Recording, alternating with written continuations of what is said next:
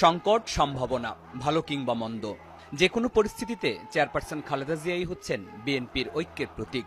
সাবেক প্রধানমন্ত্রীর মুক্তিতে ফুরফুরে মেজাজে দলীয় নেতাকর্মীরা, কিন্তু অসুস্থ থাকায় মুক্তি পেলেও হাসপাতালেই আছেন খালেদা জিয়া।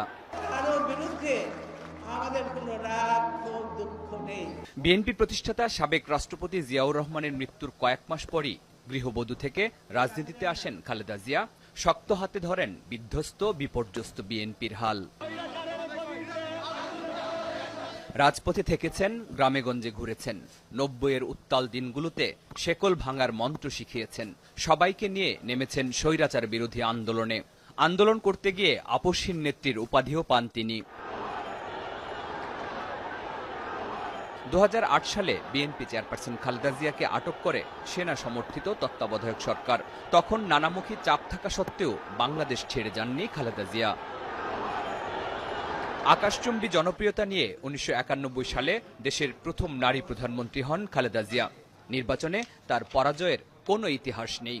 যতবার যত আসনে প্রার্থী হয়েছেন, প্রত্যেকটিতে জয় পেয়েছেন ধানের শীষে। বিএনপি নেতাদের দাবি, স্বনির্ভর বাংলাদেশের ভিত্তি স্থাপন করেছেন জিয়াউর রহমান, বাস্তবায়ন করেছেন খালেদা জিয়া।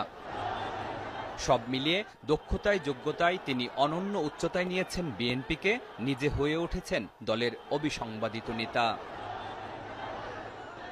২০১৩ সালের ২৯ ডিসেম্বর মার্চ ফর ডেমোক্রেসির ডাক দেন খালেদা জিয়া। বেশ কয়েক মাস অবরুদ্ধ থাকেন গুলশানের বাসভবনে। ২০১৫ সালে নতুন নির্বাচনের দাবিতে দেশব্যাপী টানা অবরোধের ঘোষণা করলেও একই পরিণতির মুখোমুখি হন বিএনপি চেয়ারপারসন। ২০১৮ সালের ৮ ফেব্রুয়ারি দুর্নীতি মামলায় অভিযুক্ত হয়ে কারাগারে যান বিএনপি চেয়ারপারসন। দলের পক্ষ থেকে নানা সময়ে নানা রকম কর্মসূচি পালন করা হলেও মুক্তি মেলেনি খালেদা জিয়ার। করোনা মহামারীতে সরকারের নির্বাহী আদেশে শর্ত সাপেক্ষে মুক্তি দেয়া হয় বিএনপি চেয়ারপারসনকে। এরপর হাসপাতাল, বাসা, হাসপাতাল, এভাবেই চলছে তার জীবন। সোমবার ছাত্র জনতার অভ্যুত্থানে দেশ ছাড়েন শেখ হাসিনা। সংকট মোকাবেলায় এগিয়ে আসে সেনাবাহিনী। রাজনীতির মারপ্যাচ কিংবা ভাগ্যের খেলা। ২০১৮ সালে সেনা সমর্থিত তত্ত্বাবধায়ক সরকারের যে মামলায় কারাগারে যান খালেদা জিয়া, মুক্তিও পেলেন